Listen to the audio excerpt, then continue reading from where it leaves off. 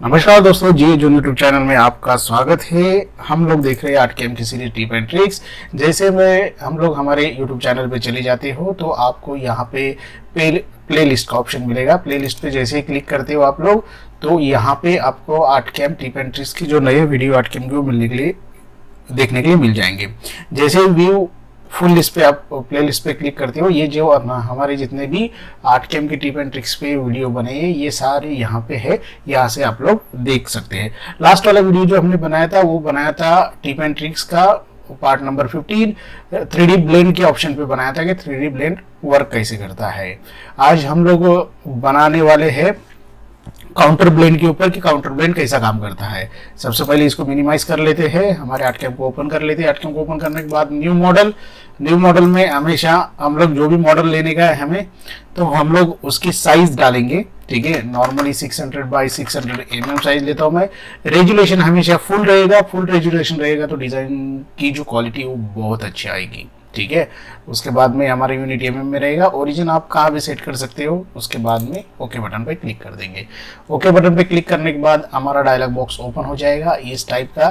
ठीक है, लास्ट की वीडियो में हमने देखा था 3D ब्लेंड, अभी हम लोग देखने वाले हैं काउंटर ब्लेंड। काउंटर ब्लेंड आर्टकैम में कैसे काम करता है।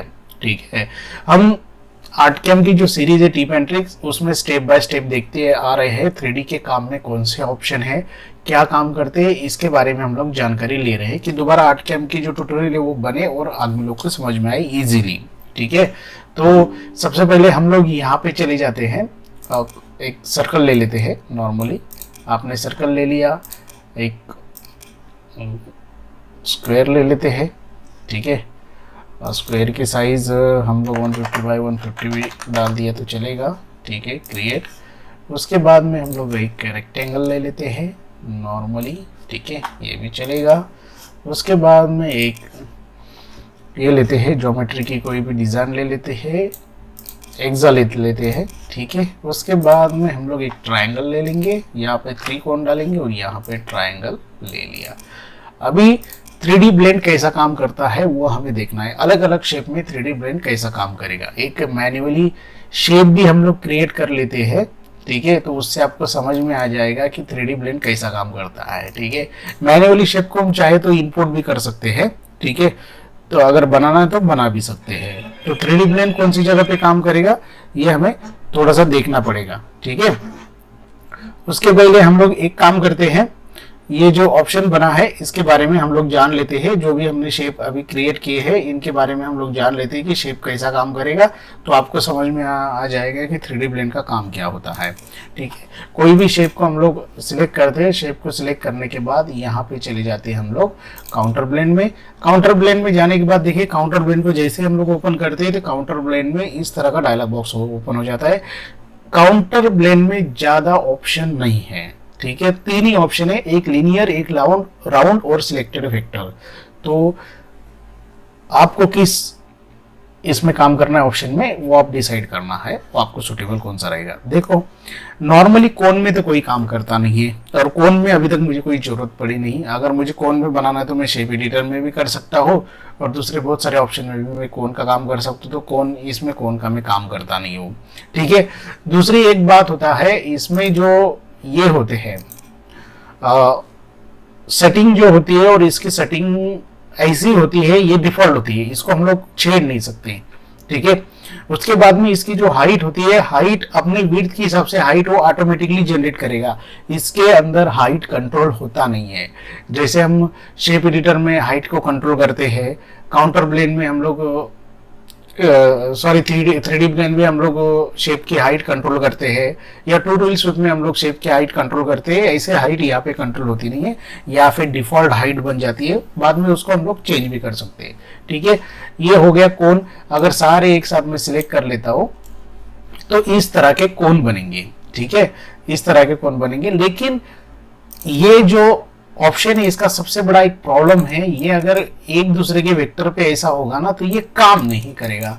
आप देखो काउंटर ब्लेंड पे जब भी जाते हैं ना ये काम नहीं करेगा। ये बोलेगा वेक्टर के, दोनों वेक्टर के अलग होना चाहिए, दोनों वेक्टर में थोड़ा बहुत माइक्रोमिली का तो गैप होना चाहिए, तभी हम लोग काम करेंगे, नहीं तो वो काम नहीं करेगा। ठीक है। इसलिए कभी भी बहुत लोगों की कंप्लेंट ये आती है कि सर हमने तो वेक्टर सिलेक्ट कर दिया और ये जो हमारा जो काउंटर ब्लेंड है वो अप्लाई नहीं हो रहा है। अप्लाई इसलिए नहीं होता कि आपके एक दूसरे के वेक्टर को टच या वेक्टर को क्रॉस कर रहे हैं, इसलिए काउंटर ब्लेंड अप्लाई नहीं करता। ठीक है, नॉर्मली यहाँ पे चले गए, काउंटर ब्लेंड पे चले गए तो काउंटर ब्लेंड इस तरह का शेप हमें नॉर्मली बना देगा। ठीक है, ये देखो इस तरह के शेप नॉर्मली बन जाते हैं। ठीक है, तो अभी ये शेप तो नॉर्मल हो गए। अभी उसका दूसरा जो ऑप्शन है राउंड वाला है। राउंड वाला जो शेप है इस तरह से बन जाता है, परफेक्टली राउंड बनता है। उसको जितना राउंड लेने का हाइट में उसके हिसाब से वो राउंड लेगा। थोड़ा सा खराब लगता है, ठीक है, दिखने के लिए, लेकिन एक बार थोड़ा सा टाइम लेगा तो ये वो क्लियर हो जाएगी। इमेज अप्लाई करने के बाद भी क्लियर हो जाता है। इसको भी क्लियर करेंगे, ये देखो इस तरह का ये थोड़ा सा अम्ब्रेला टाइप में शेप बन जाता है, लेकिन बहुत अच्छा शेप बनता है। ये देखो ये भी राउंड शेप में अगर हम लोग लेते हैं तो इस तरह का शेप यहाँ पे भी बन जाता है। अभी इसकी प्रॉब्लम, सबसे बड़ी प्रॉब्लम क्या होती है इसमें, कि सबसे बड़ी प्रॉब्लम यही होती है कि आप हाइट को कंट्रोल कैसे करें। अभी समझो यहाँ पे मैंने अप्लाई कर दिया, कैंसिल कर दिया। अभी इसकी हाइट बनी है नॉर्मली 42 mm, 42 mm है तो 42 mm की तो हमें जरूरत नहीं है भाई। हम लोग 8 mm से लेकर 15 mm के अंदर अंदर डिजाइनिंग करते हैं, तो इसकी तो हाइट की बहुत ज़्यादा होगी, तो इसकी जरूरत नहीं है। तो हम लोग शेप एडिटर में, सॉरी स्केल क्लिप में जाके इसकी हाइट हम लोग 18 mm या 16 mm कर सकते हैं। तो ये उस तरह का शेप हाइट के हिसाब से, हाइट के अकॉर्डिंगली कम हो जाएगा, स्केल हो जाएगा। तो ये भी दिखने के लिए बहुत अच्छा दिखता है। उसके बाद में अगर इसको लेते हैं हम लोग, इसको कैंसिल करते हैं और इसके अगर हाइट लेते हैं और इसको राउंड देते हैं तो ये देखो ये भी बन गया। लेकिन याद रखना है इसका जो विड्थ की सबसे हाइट बढ़ा है ये ज्यादा बना है 74 और इसका बन रहा है 42। तो ऐसे पार्ट में जब भी आप काम कर रहे हैं तो इनको सेपरेटली लेयर पे काम करना पड़ता है। अगर दोनों वेक्टर सेम है तो एक ही लेयर पे काम कर लो, अगर वेक्टर अलग है तो इनको सेपरेट लेयर पे काम करके फिर हाइट को आपको मैन्युअली चेंज करना पड़ता है। ठीक है, अभी ये कमांड, सबसे ज्यादा ये कमांड हम लोग यूज कहाँ पे करते हैं, तो मैं इसको सिर्फ डिलीट कर देता हूँ और इसको भी निकाल देता हूँ। सबसे ज़्यादा ये कमांड में यूज करता हूँ लेटर राइटिंग के लिए। तो आप पूछेंगे लेटर राइटिंग के लिए कैसे, जैसे मैं टेक्स्ट में चला गया, कोई भी मैं लेटर ले लेता हूँ, यहाँ पे मैंने डाल दिया और यहाँ पे मैं डालता हूँ GS जोन। ठीक है, GS जोन मैंने डाल दिया, ठीक है, और यहाँ पे क्रिएट कर दिया। ठीक है, क्रिएट करने के बाद मैं इसको थोड़ा सा साइज बड़ी कर लेता हूँ। ठीक है, यहाँ पे 3D साइज बढ़ रही है, F9 कर दिया। अभी देखो जैसे ही इसको अप्लाई करने के लिए जाएंगे ना, ये अप्लाई हो जाएगा, बराबर है। ये लीनियर में अप्लाई हो गया 45 डिग्री में। आप डिग्री यहाँ से कम कर सकते हो, लेकिन हाइट ही अगर आप चेंज करने वाले तो डिग्री कम ज्यादा से मतलब नहीं बनता है। ठीक है, तो देखिए ये इस तरह से दिखेगा। ठीक है, बराबर ये कॉर्नर जहाँ पे भी आएंगे ना, इसके कॉर्नर, तो यहाँ पे कॉर्नर पे ही मैच करेगा। ठीक है, तो ये हाइट के हिसाब से देखो, ये हाइट के हिसाब से और विड्थ के हिसाब से ये डिजाइन क्रिएट करता है। लेकिन ये भी एक अच्छा है, ये शेप एडिटर में भी क्रिएट कर सकते हैं। लेकिन ये सेकंड वाला जो राउंड वाला ऑप्शन है ना, ये बहुत बढ़िया नेम क्रिएट करता है, 3D नेम। ठीक है, ये देखिए ये 3D नेम क्रिएट हो गया। ये क्लियर नहीं हो रहा है, इसको अप्लाई कर देते हैं और इसको कैंसिल कर दो। ये देखो एकदम बेस्ट नाम क्रिएट हो जाता है यहाँ पे 3D में। देखिए ज़्यादा कुछ अप डाउन नहीं है, यहाँ पे भी देखते तो थोड़ा सा अप डाउन है, यहाँ पे भी देखते, लेकिन दिखने के लिए बहुत अच्छा दिखता है। ऐसे बहुत सारे नाम है आप जिससे लिख सकते हो। और मैं जब भी नेम लिखता हूँ, कोई भी नाम अगर मुझे लिखना है, कुछ करना है, तो मैं नाम इसके हिसाब से ही लिखता हूँ। मतलब जब भी मैं नाम लिखूंगा, मैं नाम लिखने के बाद जिसको नाम को अगर 3D करना है तो मैं ये जो काउंटर ब्लेंड है इसका ही इस्तेमाल करके मैं नाम लिखूंगा, तो दिखने के लिए बहुत अच्छा दिखता है और शेप भी बहुत अच्छा आ जाता है उसका। ये जो जैसे मैंने इसको बना लिया और इसको मैं जाके थोड़ा सा बड़ा कर लेता हूँ। ठीक है, ओके, इसको ले लिया, सेंटर में ले लिया, मैं चला गया काउंटर ब्लेंड में और राउंड का ऑप्शन ले लिया। राउंड के ऑप्शन पे यहाँ पे चला गया, तो देखिए इस जैसा नाम क्रिएट हो जाएगा। मैं अप्लाई कर देता हूँ और इसको कैंसिल करवा देता हूँ। ठीक है, ये कमांड अप्लाई होने के लिए थोड़ा सा टाइम लगता है। ठीक है, बट क्लियर होने के बाद बहुत अच्छा लगता है। तो आप एक बार जेड स्केल को चेक कर लेना, जेड स्केल कितना बन रहा है, 9 mm बन रहा है, तो ठीक है, 9 mm मेरे लिए ओके, तो ओके। देन यहाँ पे भी देखिए वो कितना बेस्ट वो क्रिएट हो गया। ये अगर आप शेप एडिटर में क्रिएट करने के लिए जाओगे, टूल सूट में जाओगे, काउंटर 3D प्लेन में जाओगे, तो ये चीज बनने वाली नहीं है। ये चीज बनेगी तो काउंटर प्लेन में ही बेस्ट बनेगी, नहीं तो नहीं बनेगी। ऐसे भी यहाँ पे आप नाम क्रिएट कर सकते हो, ठीक है। अभी इसमें और एक ऑप्शन है, अगर आप जाते हो तो यहाँ पे दिखा हुआ है, इसको मैं डिसेलेक्ट करता हूँ पहले, ठीक है।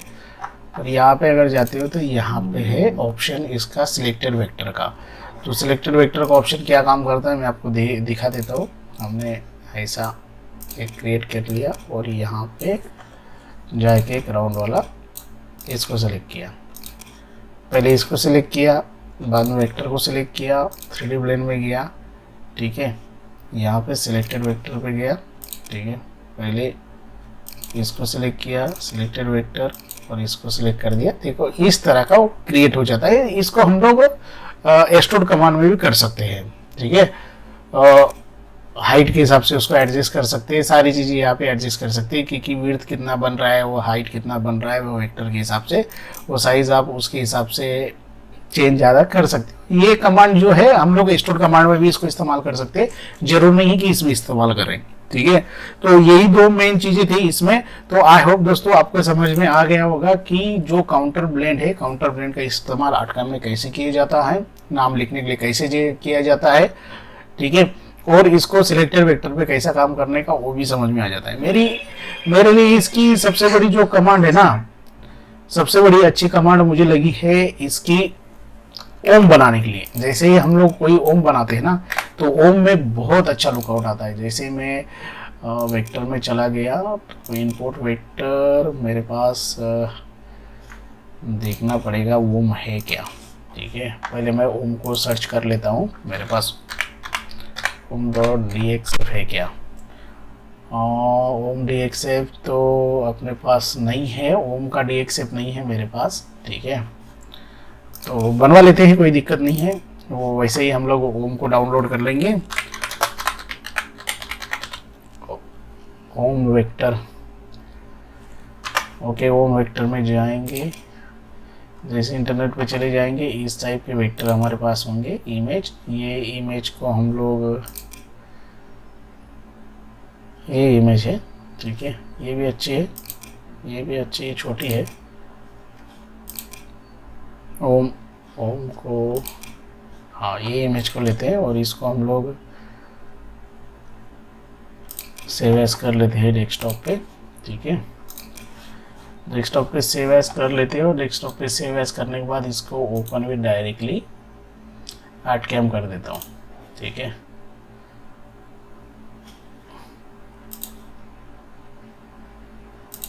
ओपन विद आर्टकैम कर दिया। ये मेरा दूसरा स्क्रीन पे था, आपको ये दिखेगा नहीं कि मैंने ओपन विद कहाँ से किया, तो ये मेरे दूसरे स्क्रीन पे रिकॉर्डिंग चल रहा है, इसकी वजह से।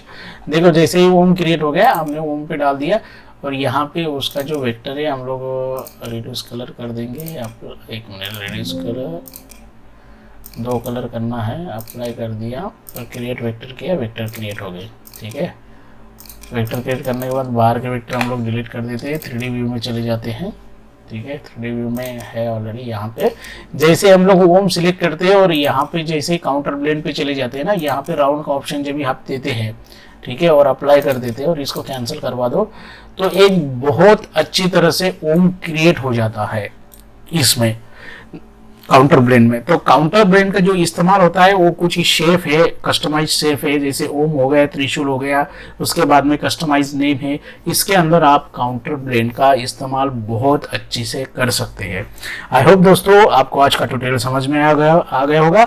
अभी तक आपने हमारे चैनल को सब्सक्राइब नहीं किया तो प्लीज ये चैनल को सब्सक्राइब कीजिए, लाइक कीजिए, इंस्टाग्राम पे हमें फॉलो कीजिए, फेसबुक पे हमें आप लाइक कर सकते हैं। Thank you so much.